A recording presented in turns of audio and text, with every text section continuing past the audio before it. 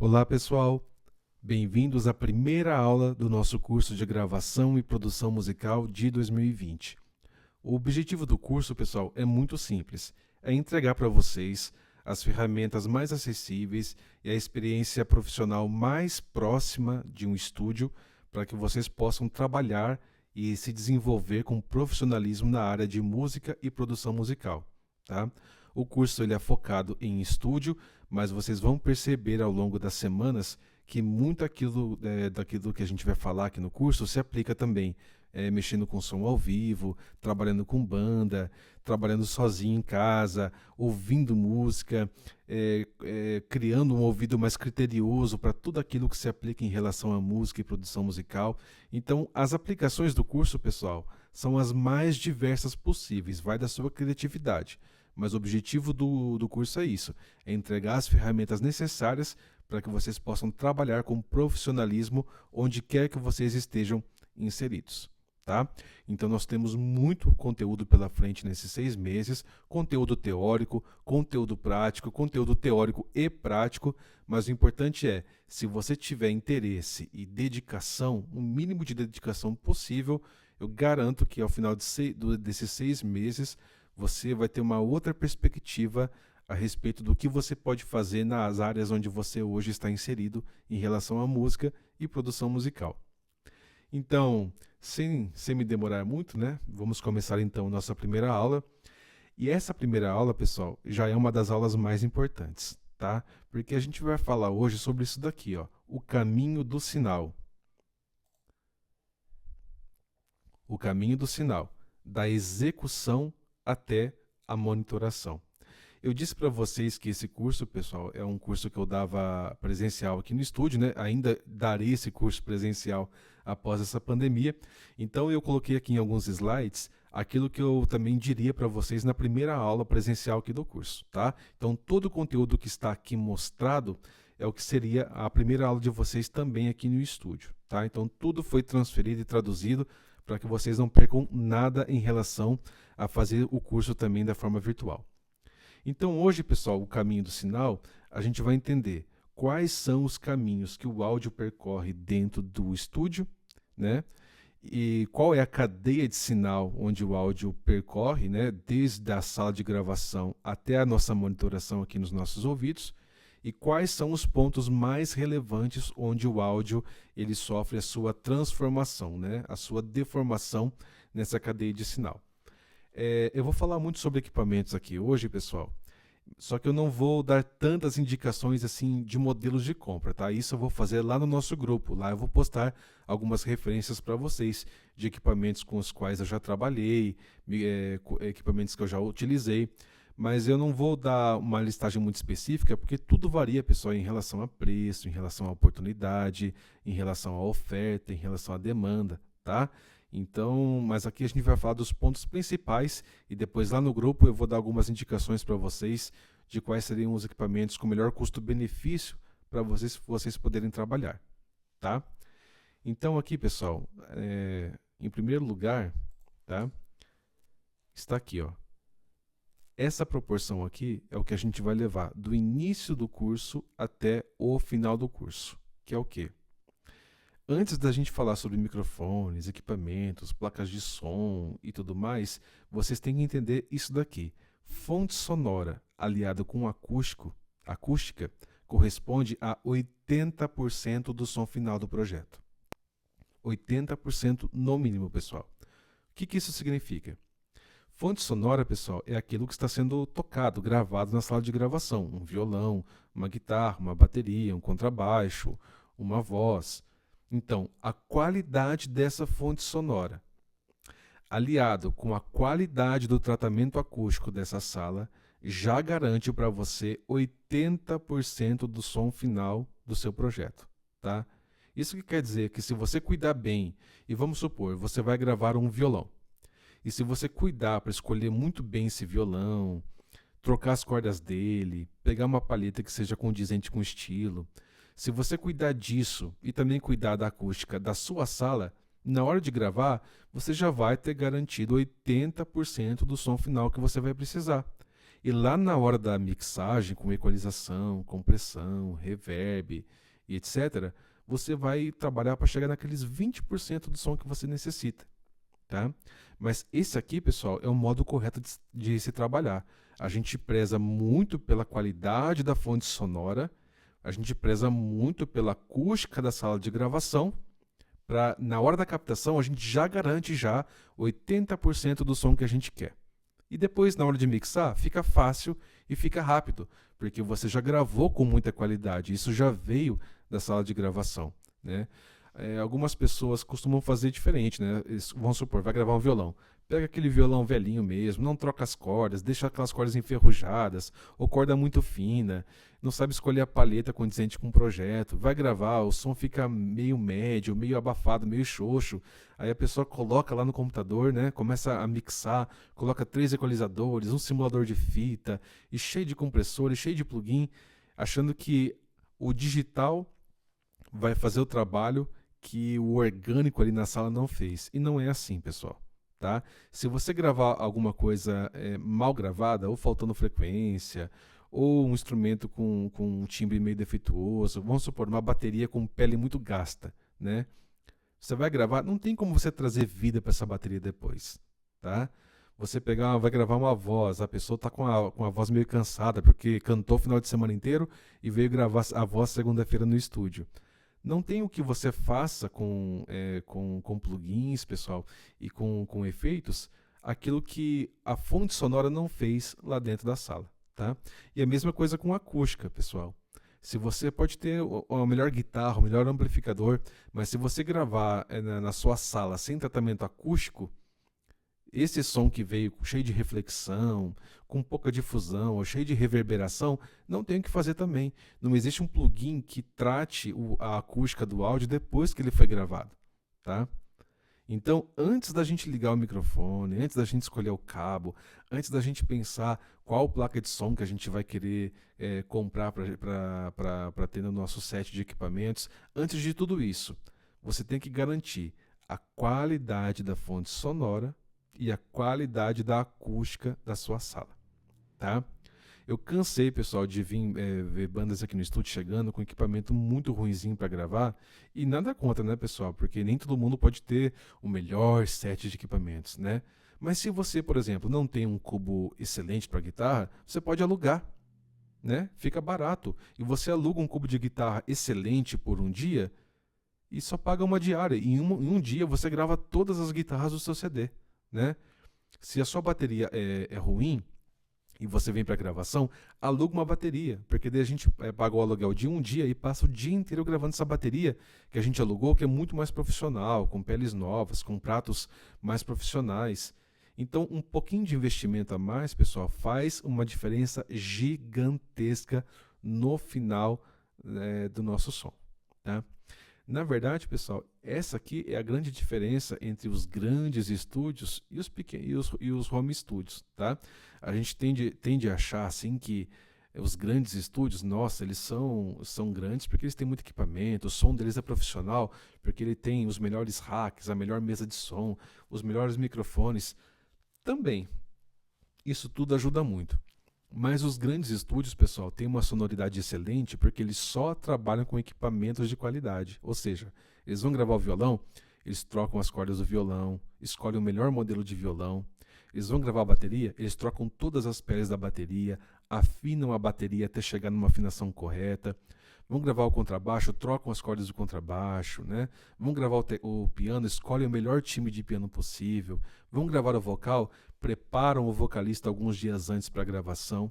Então, quando eles gravam, pessoal, o som já vem praticamente pronto. Então é muito comum você ver aí grandes produtores mixando trabalhos, um CD inteiro, em 3, 4 dias, porque o som já veio pronto, porque foi cuidado da fonte sonora e acústica. Então, pessoal, o grande segredo do curso está aqui, ó. Se você cuidar da qualidade da fonte sonora e da acústica da sua sala, você já garante 80% do som final. Ah, eu não sei trabalhar com acústica. Calma que a gente vai ter uma aula só sobre acústica e você vai ver que você no seu quarto consegue ter uma acústica equiparada à dos grandes estúdios de gravação. Tá bom? Bom, Passado então, pessoal, esse primeiro slide, né? A gente começa agora a falar realmente dos equipamentos. E o primeiro equipamento, pessoal, que vai fazer uma grande diferença na nossa cadeia de produção e de gravação é o microfone. O microfone é o primeiro equipamento que vai ter contato com aquilo que está sendo tocado e gravado na sala de gravação. O microfone, ele é o seu ouvido dentro da sala, tá? Então tá aqui, ó, o microfone, responsável por captar o som do instrumento ou da voz, né? Mais a acústica da sala da forma mais fiel possível. A gente tende a achar, pessoal, que o microfone, quando a gente coloca ali na sala, ele está captando somente o instrumento ou somente a voz, né? Mas o microfone de estúdio, ele é muito sensível. Então, além de captar o áudio da fonte sonora, ele também vai captar o comportamento do áudio dentro da acústica da sala, tá? Ou seja, quando eu coloco um microfone para gravar a voz ali no meu estúdio, na minha sala de gravação, esse microfone está captando a voz e também as reflexões da voz nas paredes da minha sala de gravação, tá? Então, no final, eu tenho uma captação do instrumento ou da voz, né? Mais a captação também da acústica da sala. Por isso que se você colocar um microfone no banheiro para gravar vocal, você vai perceber que vai estar cheio de reflexão, cheio de eco, cheio de reverb, né? Porque o microfone também vai captar aquele reverb do banheiro, tá? Então, de novo, a acústica é fundamental. E o microfone, pessoal, para você ter, você tem que pensar que você precisa de um microfone que traduza o som daquilo que você está gravando da forma mais fiel possível. Como que a gente sabe que o microfone é um bom microfone? Quando ele não altera o timbre daquilo que está sendo gravado, tá? Essa ideia de que você vai colocar um microfone ali para gravar um violão, por exemplo. Você pega um violãozinho assim bem... de novo, estou usando o exemplo do violão porque acho que é o mais básico, né? Para a gente pensar em gravação. Vamos supor que você pega um violãozinho bem simplesinho, com corda mais ou menos, né? Aí você coloca ali um microfone de R$10.000 para gravar. E você pensa, nossa, esse microfone vai fazer uma diferença absurda no som desse violão. Não vai, pessoal, não vai. Ele vai captar com fidelidade o som pobrezinho do violão, tá? Mas quanto melhor o microfone é, pessoal, mais, vamos dizer assim, mais fiel ele é em relação ao áudio que ele está captando, tá? Você já usou daqueles kitzinhos de microfone que geralmente o pessoal usa em igreja, né? Ou em casa de shows, aqueles kitzinhos que vem 3 microfones assim, que você pega 3, os 3 têm um timbre diferente, né? Um é mais grave, outro é mais médio, outro é mais agudo. Os 3 são da mesma marca, mesmo modelo, mas cada um tem um timbre, né? Vai saber por quê. Quanto pior é a qualidade do microfone, mais ele altera o timbre, pessoal, tá? Quanto melhor um microfone é, mais fiel ele é em relação àquilo que está sendo gravado. Por isso que eu gosto de microfones com resposta plana.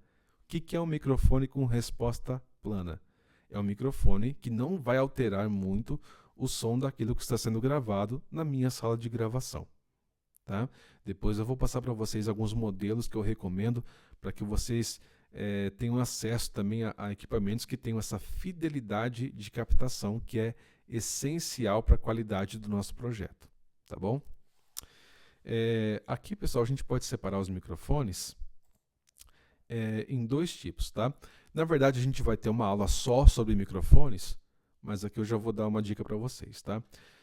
Microfone condensador, pessoal, é aquele microfone padrão de estúdio, tá? Aquele microfone mais sensível, tá? A gente usa ele muito para voz, violão, cordas, né? Violino, viola, cello, violão de nylon, contrabaixo acústico, instrumentos de sopro, saxofone, trompete, flauta transversal, flauta doce, gaita. Então, todas as vezes que a gente quer trabalhar captando os detalhes, captando a sutileza do som, a sensibilidade do som, a gente utiliza o microfone condensador. Na aula sobre microfones, eu vou explicar o funcionamento dele, tá? E exatamente quais são as diferenças. Mas se o seu objetivo é gravar em casa voz, violão, violino, cordas, instrumentos de sopro, você vai precisar adquirir um microfone condensador, tá? O melhor custo-benefício que eu encontro hoje, pessoal, para estúdio, é o Audio-Technica AT2020, tá? A Audio-Technica é uma marca muito boa, eu tenho um aqui no estúdio também, e eu posso dizer para vocês que é um excelente microfone em questão de ter uma resposta plana em relação à gravação, tá? Mas depois eu passo o modelinho certinho para vocês, tá? Mas se o seu objetivo em casa é gravar voz, violão, cordas, instrumentos de sopro, você precisa de um microfone condensador para ter a máxima qualidade possível. Agora, se o seu objetivo for gravar amplificador de guitarra, amplificador de contrabaixo, bateria, né, bumbo, caixas, tons, a gente vai utilizar o microfone dinâmico. Microfone dinâmico, pessoal, tá até aqui a fotinha dele, ó, é o que está aqui encostado mais perto do cubo. Microfone dinâmico são os microfones comuns, esses que você usa na igreja, na casa de show, no palco, no teatro, no auditório. Esses microfones mais utilizados ao vivo são os microfones dinâmicos, tá? E eles lidam muito bem, pessoal, com alta pressão. Então, em estúdio, todas as vezes que a gente tem um elemento com alta pressão, a gente tende a escolher o microfone dinâmico, tá? De novo, todas as vezes que eu vou microfonar amplificador de guitarra, amplificador de contrabaixo, o bumbo, a caixa, os tons, ou instrumento de sopro com muito ataque, tá? Vamos supor um trio de metais, então a gente utiliza o microfone dinâmico. Eu estou falando isso para você saber, em primeiro lugar, quais são as principais diferenças, né? E também qual que você deveria comprar. Porque se você quer gravar só guitarra em casa, por exemplo, só gravar sua guitarra para colocar no YouTube, alguma coisa assim, é melhor você optar pelo microfone dinâmico, tá? Agora, se você quer gravar voz e violão, você deveria optar pelo microfone condensador. Agora, se você quer ter uma variedade de timbres, né, e ter um repertório um pouco mais variado para poder escolher qual microfone melhor para cada ocasião, o ideal é que você tenha tanto um microfone condensador quanto um microfone dinâmico à sua disposição, tá? Mas para começar, você pode utilizar essas categorias aqui para escolher ou um ou outro para o seu projeto, tá? O microfone, pessoal, tá? Tanto o condensador quanto o dinâmico, eles são transdutores, tá? Eles transformam um tipo de energia em outra. Então, tanto o microfone dinâmico quanto o microfone condensador, eles vão captar a energia do áudio na sala e vão transformar isso em energia elétrica, tá? É isso que os microfones fazem. O microfone condensador, ele faz isso de uma forma mais sensível. Então, se eu colocar ali no canto da sala, ele vai captar o que alguém está cantando ou tocando lá no outro canto. Já o dinâmico, eu teria que aproximar ele muito da fonte sonora para ele começar a captar. Mas tanto o dinâmico quanto o condensador trabalham transformando um tipo de energia em outro, né? A energia ali do áudio, energia elétrica, tá? Nisso, pessoal, entra aqui, ó, o nosso terceiro ponto do caminho do sinal, os nossos cabos, tá? Os cabos de estúdio, tá? Todo estúdio que você preze tem um emaranhado de cabos assim para conseguir trabalhar, e a gente passa um tempão para conseguir organizar isso daí também, tá? Então, qual que é a função dos cabos, pessoal? A função dos cabos é levar o sinal elétrico dos microfones para o pré-amplificador, né, que é a interface de áudio ou mesa de som. Já já a gente fala sobre isso. Então, a função dos cabos, pessoal, é transporte. Então, se o meu microfone transformou aqui, ó, a energia, né, a energia do áudio, das ondas sonoras que estão vindo desse amplificador de guitarra, ele transformou isso em energia elétrica.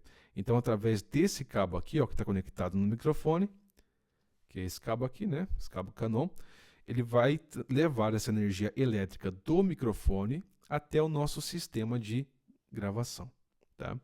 Aí aqui, pessoal, muita gente tem dúvida. Nossa, mas qual cabo que eu vou comprar para gravar em casa? Tem que ser um cabo especial? Tem que ser um cabo caro? Tem que ser o melhor cabo do mundo? Ou pode ser um cabo baratinho? A verdade é o seguinte, pessoal. A gente tem cabos baratos, tem cabos de preço mediano e tem cabos caros, caríssimos, né? Você tem desde cabos aí que custam 15, 20 reais o metro, até cabos que custam 100, 150, 200 reais o metro, tá? A questão é, um cabo que custa aí 200 reais o metro vai me dar uma qualidade de som maior do que um cabo que custa 15 ou 20 reais o metro? E a resposta é não. Ou pelo menos não vai te entregar uma melhora tão significativa. Ah, então por que existem cabos que custam 200 reais o metro e cabos que custam 15 e 20 reais o metro? A maior diferença, pessoal, entre um cabo caro e um cabo barato é a durabilidade, tá? Um cabo que custa 15, 20 reais o metro, se você ficar enrolando ele o tempo todo, pluga, despluga, aí você pega, enrola, faz aquele montinho, depois desenrola de novo e faz isso o dia inteiro, todo dia, em pouco tempo você vai estragar toda a malha dele por dentro, e ele vai começar a ter chiado, a ter mau contato, você vai plugar ele, vai dar aquele bzzz, né? Ou você tem que ficar mexendo nele porque ele fica perdendo o som. Então a durabilidade dele é fraca. Já os cabos mais caros têm uma durabilidade enorme. Tem alguns, inclusive, que têm garantia vitalícia, né? Se ele por acaso vier a quebrar ou a falhar, você pode ir lá e trocar ele pelo período que você quiser, tá? Agora, pessoal, em estúdio, a gente não tem um desgaste tão grande com cabo assim, né? Porque você não vai ficar assim plugando, desplugando toda hora, né? Não vai ficar enrolando e desenrolando toda hora também, como uma banda que tem que tocar, ensaia num lugar, ensaia em outro, toca num final de semana num lugar, guarda, toca em final de semana em outro lugar, o cabo pega chuva, o pessoal derrama água, cerveja em cima. Não, o cabo de estúdio ele tem que ficar mais quietinho ali, né? Então eu digo para vocês o seguinte, pessoal. Você pode sim comprar os cabos mais baratos, desde que você tenha noção que você tem que cuidar deles de uma forma um pouco mais assim atenciosa, né? Tem que tomar cuidado na hora de guardar, na hora de plugar e desplugar, na hora de enrolar o cabo, na hora de armazenar o cabo, tá? Mas você não vai ter prejuízo de som nenhum entre um cabo mais barato e um cabo mais caro. Vamos supor assim que tenha uma diferença ali de som de 3 ou 4%, tá? Para não dizer que não tem nada. Mas mesmo assim não vale a pena você fazer todo o cabeamento do seu estúdio, né, com cabos que custam 150 a 200 reais o metro. Eu não fiz isso, não te aconselho a fazer. Então, os meus cabos aqui do estúdio, pessoal, são Santo Ângelo, que é uma marca comum, extremamente acessível, tá? E você pode comprar dessa marca sem medo de ser feliz. O importante aqui para gravar seja um cabo novo. Sabe aquele cabo lá que você já cortou a ponta, já soldou, já quebrou, já soldou de novo, já pegou chuva? Não, esse cabo não, aposenta ele. Vá lá e na hora de você gravar, compra um cabo novo e reserva esse cabo para gravação, tá? Uma outra coisa, pessoal, é que quanto maior a distância que um cabo percorre, mais sinal ele perde, tá? Mas quem tem que se preocupar com isso é geralmente o pessoal que trabalha com som ao vivo, tá? Geralmente quando passa só de 6, 7 metros, os cabos começam a perder um pouco de sinal. É por isso que ao vivo o pessoal usa um aparelhinho chamado Direct Box, né? Para poder casar as impedâncias do cabo. Tá? Mas em estúdio, pessoal, a gente não tem grandes distâncias para percorrer. Aqui mesmo, no meu estúdio, depois eu vou mostrar para vocês, eu vou fazer um videozinho explicando, da minha placa de som até a minha medusa, eu tenho 6 metros, tá? Então eu não tenho que me preocupar com perda de sinal. Nenhuma. Tá? Então você só tem que se preocupar com perda de sinal a partir de 6, 7 metros, 8 metros, tá bom? Então em estúdio, pessoal, cabo, não precisa gastar dinheiro com isso de imediato, tá? Compre um cabo novo e seja feliz. Somente isso, tá? Pode ter certeza que qualquer cabo novo vai atender suas necessidades. Bom, passando nisso, a gente vai então para um dos tópicos mais importantes, que é a nossa interface de áudio ou placa de som, né? Então aqui, ó, o nosso microfone está captando, né? Ou um violão aqui, ou um microfone dinâmico captando um amplificador de guitarra. O som é transformado em sinal elétrico pelo microfone, né? que é carregado através do cabo, e o cabo leva esse sinal elétrico até a nossa interface de áudio ou placa de som. Tá bom? Para gravar, pessoal, em casa, você precisa de uma interface de áudio, tá? Ela é essencial e é absolutamente necessária. Não precisa ser uma placa caríssima, tá? Mas tem que ser uma placa confiável, tá? De uma empresa confiável. Caso você precise de suporte, você sabe que você vai ter suporte garantido, garantia estendida sempre que você precisar, tá? Bom, qual placa de áudio eu recomendo? É muito difícil dizer, pessoal, tá? Porque depende muito do momento, da economia, do preço do dólar, de uma promoção que a empresa vai fazer, se a empresa lançou uma placa nova no mercado e está querendo liquidar as placas antigas. Então é muito difícil recomendar um modelo específico, tá? O que eu recomendo, pessoal, são as empresas, tá?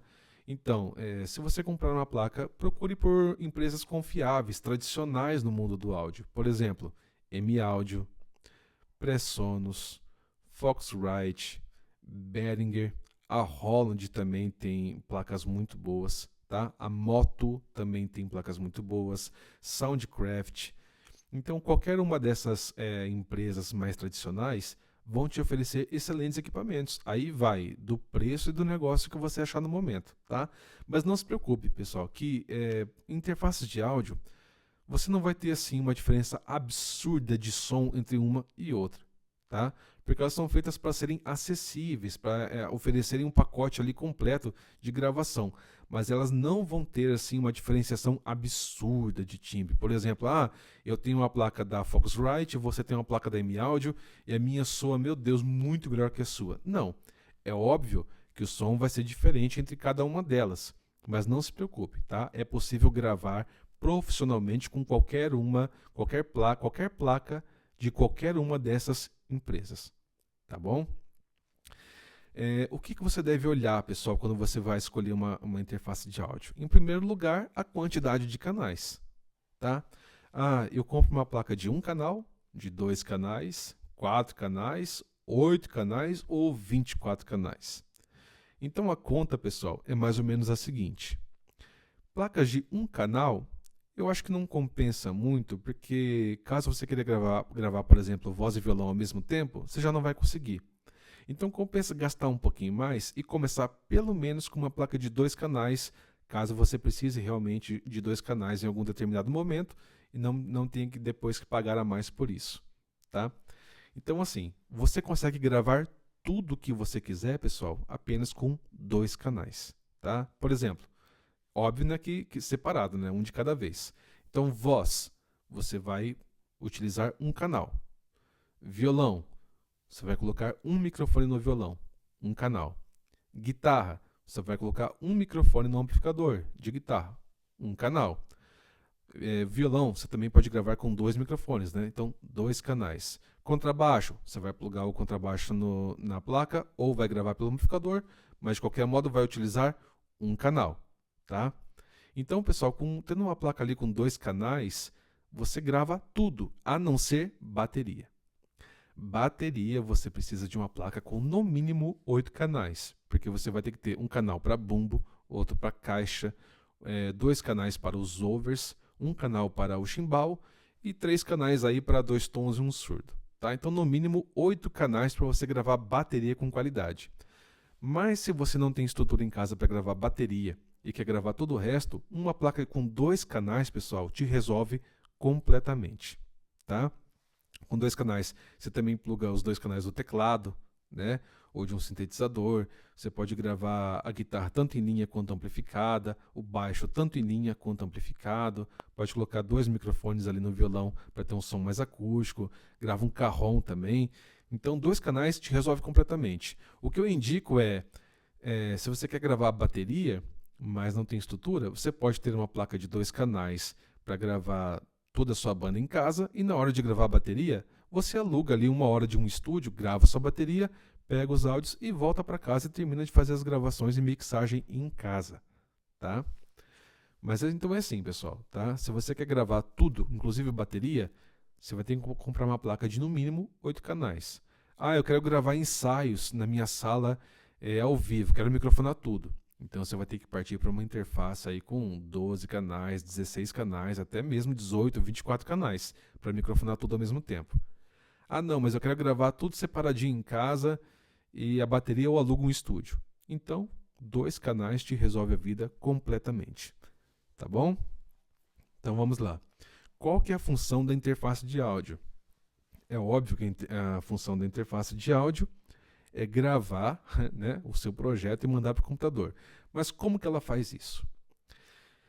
A nossa interface, as nossas interfaces de áudio, pessoal, elas têm 2 funções específicas, tá? Primeiro, amplificar o sinal que vem do microfone. Segundo, converter o sinal analógico em digital. Então vamos aqui para o primeiro. Quando esse áudio, pessoal, ele vem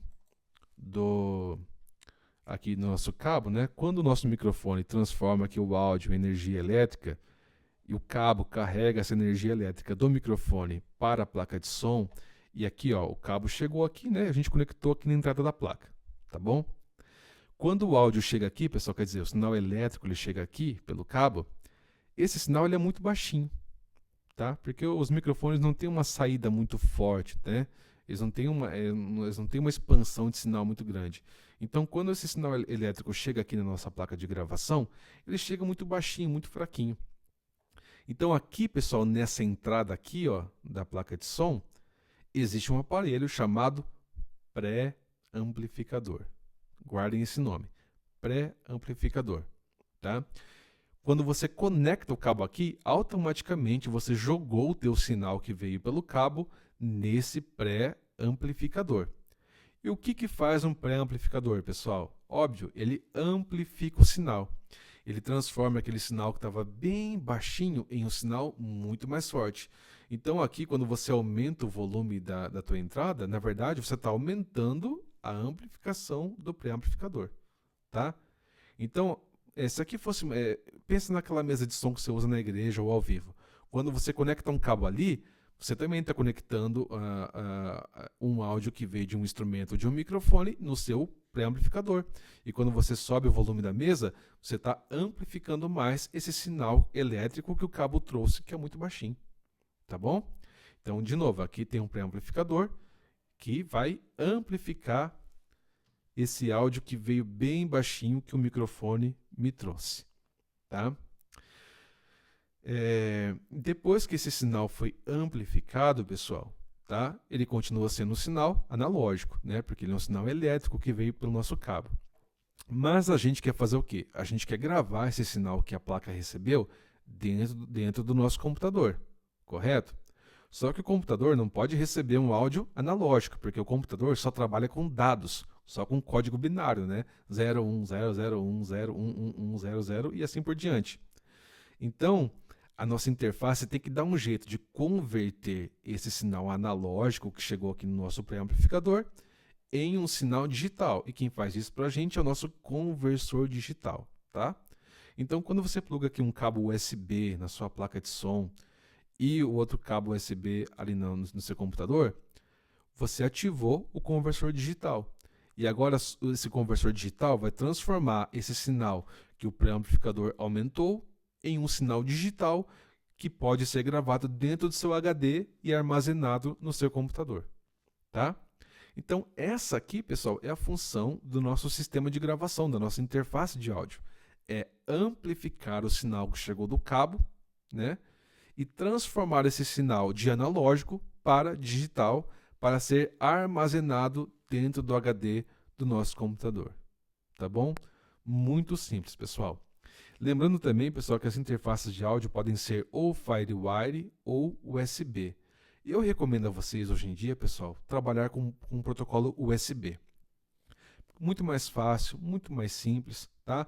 Não precisa de cabo específico, você pluga e despluga a hora que você quiser. A minha interface aqui do estúdio é uma Presonus, né, uma Fire Studio, e ela tem uma conexão chamada FireWire, que provavelmente muitos de vocês nunca ouviram falar. né?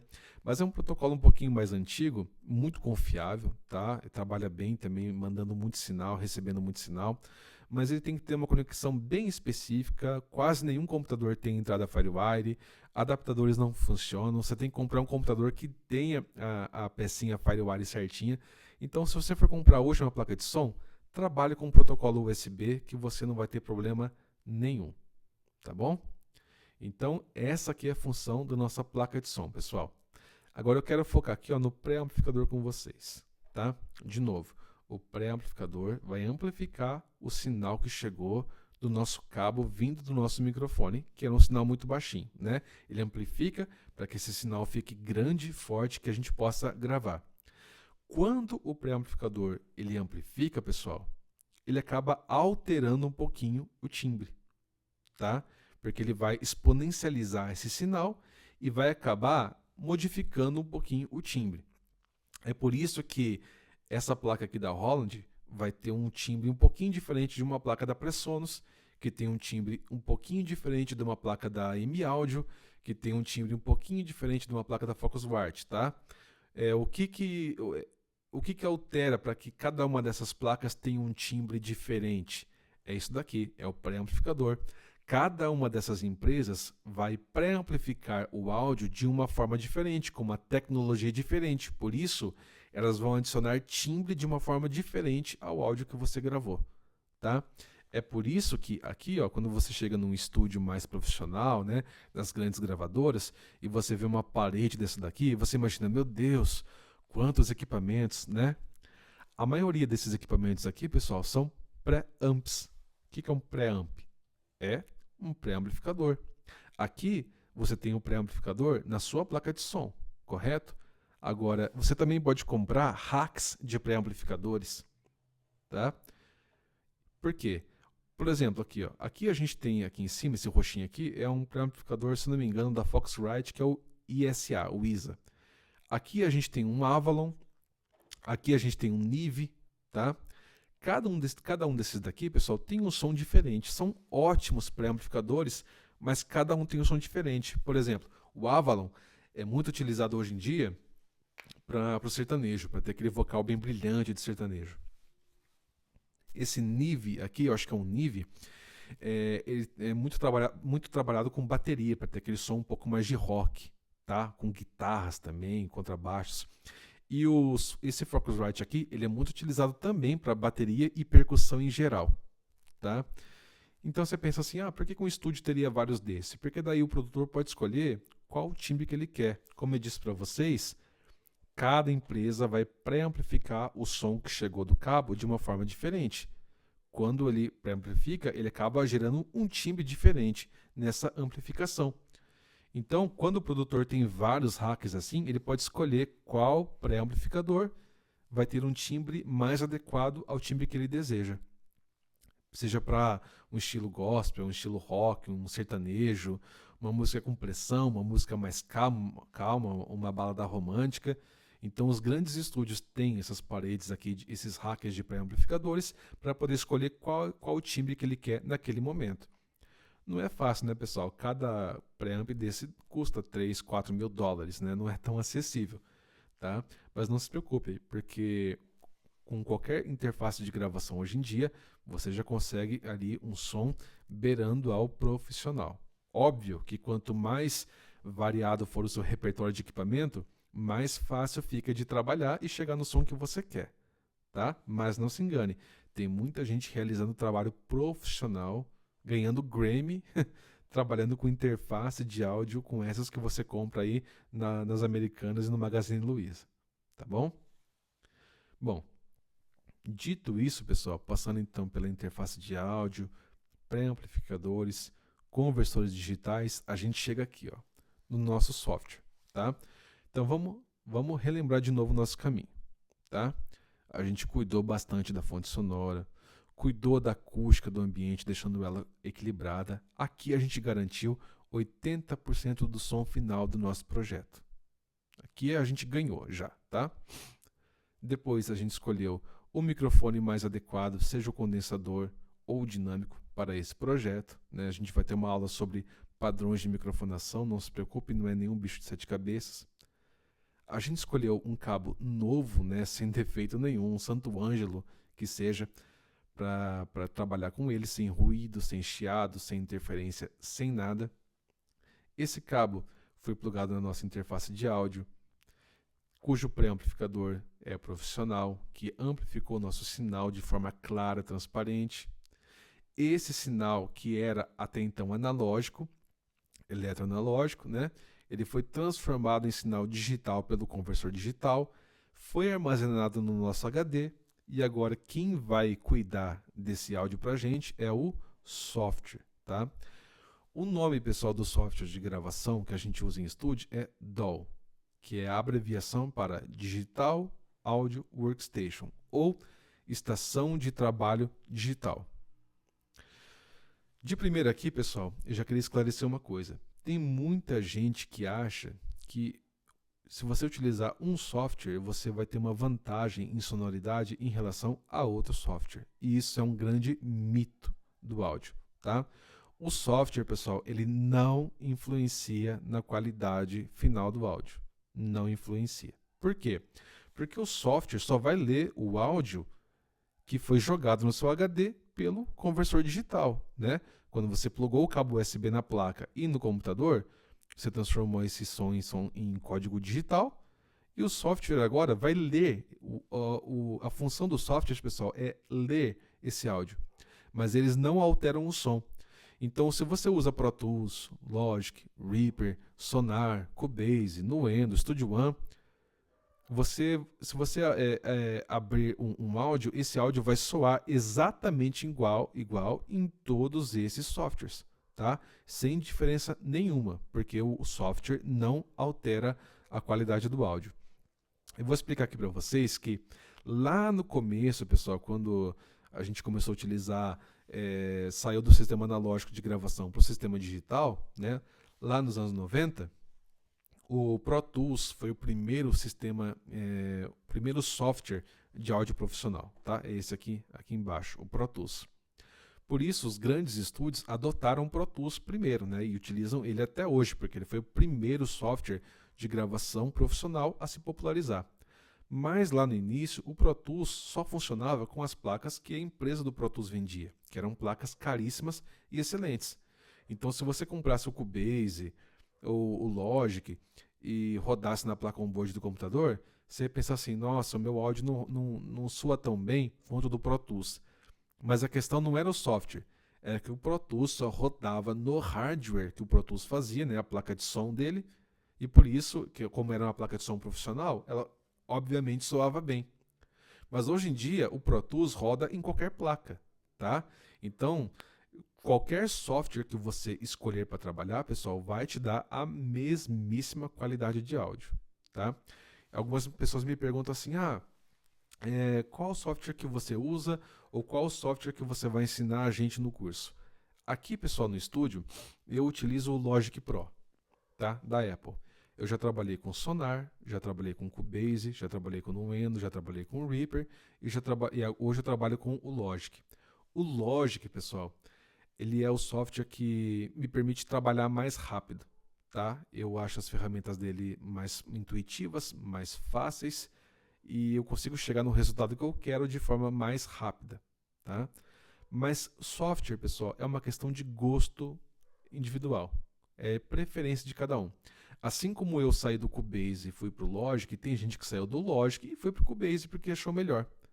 Então, a minha dica é: teste 2 ou 3 softwares para ver qual que você acha melhor de trabalhar. Porque tem muito a ver, pessoal, com as cores do software, onde estão as ferramentas, como você acessa as ferramentas.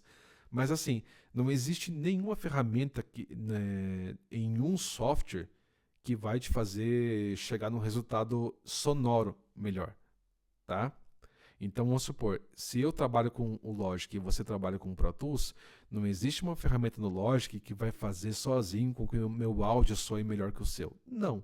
O que existe é a facilidade com a qual a gente se adapta às ferramentas do software, tá? Então, isso é questão individual. Eu vou ensinar vocês, o processo que eu vou ensinar vocês aqui de edição, de mixagem, vai permitir que vocês trabalhem com o software que vocês quiserem, tá? Então tudo que eu fizer aqui no Logic, vocês também vão conseguir fazer no software que vocês escolherem. Eu vou recomendar para vocês trabalharem com o Reaper, que é um software levíssimo, tá? Levíssimo, ele tem menos de 20 megas de tamanho, ele roda em qualquer computador e ele possui todas as ferramentas de um software profissional, tá? E você pode baixar gratuitamente do site do Reaper, tá? Você pode testar outros depois que eu vou recomendar para vocês, mas o Reaper eu acho que é o mais acessível, mas cada um vai escolher o software que quiser, tá bom?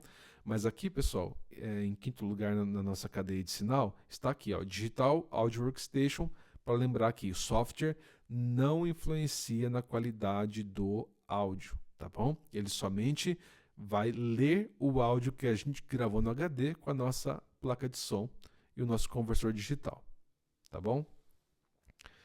Tendo dito isso, pessoal, quando a gente abre o som no nosso software, automaticamente o som sai nos nossos monitores de áudio, tá?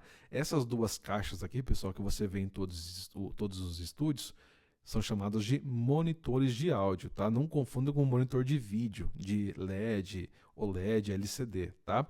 São monitores de áudio. Qual que é a função dessas placas aqui, pessoal? Dessas placas não, dessas caixas.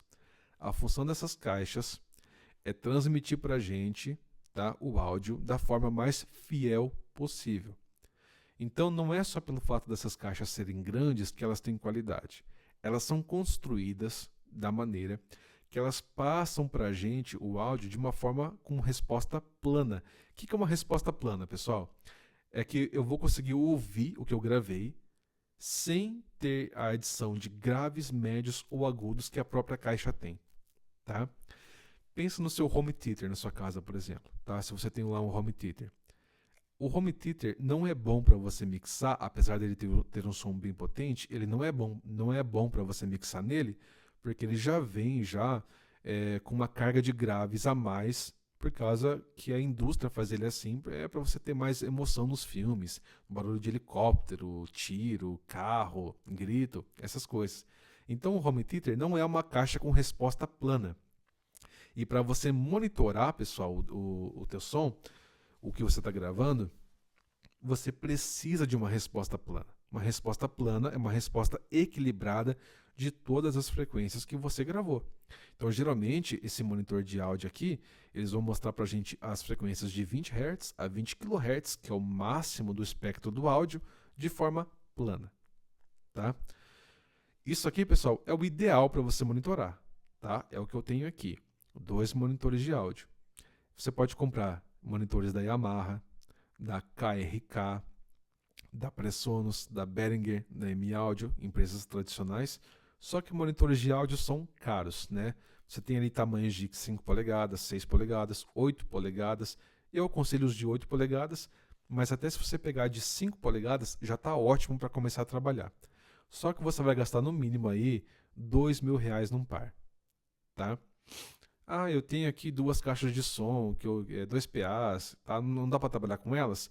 Dá, mas você vai ter que ter a noção de que caixas de som, pessoal, não tem resposta plana, tá? Os únicos equipamentos que possuem resposta plana são monitores de áudio específicos para estúdio, tá? Ah, mas se eu não tiver dinheiro para fazer com monitoração de áudio agora, o que eu faço? Você pode adquirir um fone. Fones são uma boa alternativa para começar, tá? Eu só não recomendo, pessoal, o fone de celular, porque fone de celular é vagabundinho demais, tá? Ele é feito para você ouvir ali só vídeo de YouTube mesmo. Mas se você quiser trabalhar com fone de ouvido, pessoal, eu comecei com fone de ouvido e depois eu fui comprar monitores de áudio, tá?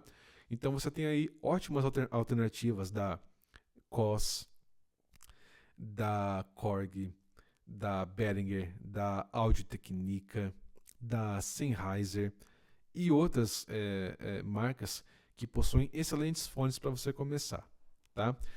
Fones especiais para mixagem, pessoal, eles custam caro, custam R$ 700, R$ 800. Mas, por exemplo, a AKG tem fones baratos, como o AKG K52, que custa hoje aí, acho que uns R$ 250, e tem uma boa resposta para você começar a mixar. Você não precisa começar, pessoal, com um equipamento top. Você só precisa começar, tá? Se tudo que você tem hoje é um fone de celular, começa com um fone de celular. Eu comecei trabalhando com um COS Porta Pro, que é um foninho azulzinho, o pessoal usava muito ao vivo na TV, só que ele tinha uma carga de grave muito grande. Então eu começava a mixar com ele, eu falava, nossa, que legal, a minha mix está com um grave muito legal. Aí eu colocava para ouvir no computador, ou no carro, ou em outro lugar, e eu percebi que a minha mix estava magra, não tinha grave nenhum nela. Qual que era o problema? O problema é que era o meu fone de ouvido não tinha uma resposta plana, ele tinha uma carga de grave excessiva. Então é óbvio que a minha mix ia soar com grave a mais do que ela tinha, porque o fone estava mentindo, tá? Mas eu soube contornar isso, né? Eu soube trabalhar com essa deficiência de grave que meu fone tinha e foi suficiente para começar a aprender. Aí quando eu decidi que eu queria algo melhor para que os meus resultados também fossem melhores, eu fui lá e comprei um par de monitores de áudio da Alesis, que estou com eles aqui até hoje, tá? Então, se você não tem R$ 2.000 para começar com um monitor de áudio, compra um fone de ouvido. Se você não tem R$ 250 para comprar um fone de ouvido, começa com um fone de celular, mas comece com o que você tem, tá? Isso aqui, pessoal, é o mais importante, tá? Com certeza, o computador que você tem hoje e o fone de ouvido que você tem hoje, você já consegue começar a trabalhar e começar a entender como funciona o áudio profissional. É óbvio que isso provavelmente não vai ser suficiente para você fazer um trabalho profissional. Mas o que você precisa hoje é começar, é entender como as coisas funcionam, é entender aquilo que é importante e aquilo que não é tão importante assim. Então comece com o que você tem. Esse é o melhor conselho que eu te dou, tá bom? Uma última coisa, pessoal, e mesa de som, né? Eu não citei aqui mesa de som para vocês. O estúdio não tem que ter uma mesa de som. Aqui, pessoal, vem algo bem polêmico, né? Polêmico para uns, não tão polêmico para outros. Sempre quando a gente pensa num estúdio tradicional, né, desses que a gente vê em filmes, documentários, clipes de música das bandas que a gente adora, né, sempre vem aquela mesona do estúdio, né? Mas a mesa de som, pessoal, não é nada mais, nada menos do que um sistema de pré-amplificadores, né, que é aqui atrás, né, onde a gente coloca os cabos, um sistema aqui de mixagem, equalização, compressão, gate, etc. Só, tá? Uma mesa é isso. Então, uma mesa de som, pessoal, ela é um sistema de mixagem, equalização, compressão, tal, e um sistema de pré-amplificação, que é onde a gente coloca o cabo. Mas nós já temos aqui os pré-amplificadores na nossa interface de áudio e já temos aqui no nosso software os equalizadores e compressores, correto? É óbvio que, por exemplo, numa mesa tradicional como uma SSL, uma NIV, uma dessas mesas aqui, é claro que os pré-amplificadores são ótimos, e os equalizadores, compressores também são ótimos. Mas uma mesa dessa daqui, pessoal, ela custa aí em torno de $80.000, $90.000. É muito caro. Então, uma mesa de som só faz sentido em estúdio quando você quer um timbre bem específico daquela mesa. E geralmente, pessoal, essas mesas são muito, muito, muito caras, tá? Não faz sentido você ter uma mesa baratinha, tipo aquelas da Behringer, sabe? Cromadinhas. E eu tenho uma dessas lá na minha igreja. Isso é do que eu estou falando. Não faz sentido ter uma mesa muito baratinha em estúdio, tá? Porque geralmente os equalizadores dessas mesas são um pouco mais pobres e os pré-amplificadores não são classe A, eles vêm com ruidinho, vêm com chiadinho. Então não vale a pena. Só vale a pena utilizar a mesa de som em estúdio quando a gente fala de mesas profissionais. Por exemplo, uma Mac, né? Uma Soundcraft, uma NIV, uma SSL, uma Toft Audio, mesas profissionais que são muito caras. Mas você não precisa necessariamente de uma mesa de som de estúdio. O que você precisa é de uma interface de áudio, tá? E um software para você fazer depois a mixagem com equalização e compressão digitais, tá bom? Depois eu vou explicar certinho como funciona a questão da mesa na mixagem in the box e mixagem out of the box, tá? Que é onde a gente trabalha também com os mixers e consoles digitais. Bom, pessoal, só relembrando então rapidinho, Fonte sonora mais acústica é 80% do som final. Os microfones são os nossos ouvidos dentro da sala, eles têm que ser escolhidos de forma adequada para cada ocasião. Eles transformam o áudio em energia elétrica. O nosso cabo, qualquer cabo novo, vai carregar essa energia elétrica do microfone para a nossa interface de áudio, que tem aqui na sua entrada um pré-amplificador, que vai amplificar esse sinal que chegou bem fraquinho do microfone e do cabo. Quando ele amplifica esse som, ele acaba alterando um pouquinho esse som, é por isso que cada empresa tem um timbre diferente. Essa mesma interface converte esse sinal do pré-amplificador, né, que foi amplificado, em código digital, que vai entrar no nosso computador pelo cabo USB, que vai ser visto pelo nosso software de gravação, que não altera o áudio, só mostra para a gente aquilo que foi gravado dentro do HD. Nós vamos ouvir pela monitoração, e a monitoração tem que ser plana para que a gente ouça exatamente o que a gente está gravando. Mas se a gente não pode ter uma monitoração profissional, a gente pode ter também um fone de ouvido para ter a resposta mais plana, equilibrada e adequada possível. Tá? Esse aqui é o caminho do sinal, pessoal, desde a sala de gravação até a monitoração. Quais são os pontos principais do caminho de sinal? Quais são os pontos que mais influenciam na qualidade do timbre? É aqui, pessoal. Primeiro, microfone. Tá? O microfone muda demais o som de um modelo para o outro, então tem que ser um microfone adequado. Tá? E pré-amplificador. Tá? O pré-amplificador e o microfone são os dois elementos que mais alteram o som na cadeia de sinal. Então, se você um dia não estiver satisfeito com o som e você está cuidando de tudo, da acústica, da fonte sonora, da captação, do padrão de captação, do distanciamento, da posição do microfone, você tá cuidando de tudo e não está gostando do som, então está na hora de trocar ou o seu microfone, né, ou o seu pré-amplificador. Para trocar o pré-amplificador, você pode trocar de interface de áudio, ou você pode comprar um rack de pré-amplificador, né, e conectar esse rack à sua interface de áudio. Assim você vai ter um novo timbre também para poder escolher. Mas isso aí também fica para uma aula um pouco mais específica, tá bom? Então esse aqui é o caminho do sinal, pessoal. Essa aqui é a nossa filosofia do curso, tá? É cuidar muito daquilo que a gente está fazendo lá no início da gravação, para que quando chegar na parte de software e mixagem, a gente tenha o menor trabalho possível, tá bom? Aqui não tem essa, pessoal, de grava desse jeito mesmo e lá na hora de mixar a gente conserta. Não.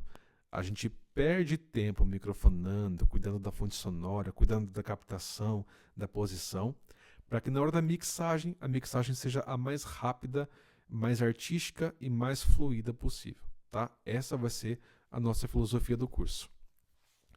Bom, pessoal, eu espero que essa aula tenha explicado vários tópicos para vocês, né? Espero que tenha ficado bem entendido. Seria só isso o conteúdo de hoje, dessa primeira aula, tá? E assim que vocês assistirem, eu vou estar à disposição ali dentro do grupo para tirar as dúvidas de vocês, tá? Não existe dúvida besta, pessoal, tá? Dúvida besta é aquela que você não pergunta, tá? Então pode fazer, eu vou responder as perguntas das mais básicas e simples possíveis até as mais avançadas, tá bom? E lá no grupo também eu vou dar para vocês as recomendações de equipamentos que eu acho interessantes em custo-benefício, tá? Tanto de microfone, quanto de cabo, quanto de interface de áudio, monitor de áudio, fone, software, etc, tá bom? Aqui fica a explicação. E lá no grupo eu passo para vocês os detalhes mais objetivos de cada uma dessas etapas. Beleza, pessoal? Obrigado por terem acompanhado essa primeira aula. Então, até semana que vem. E esse é o nosso pontapé inicial dos 6 meses de curso. Abração para todos.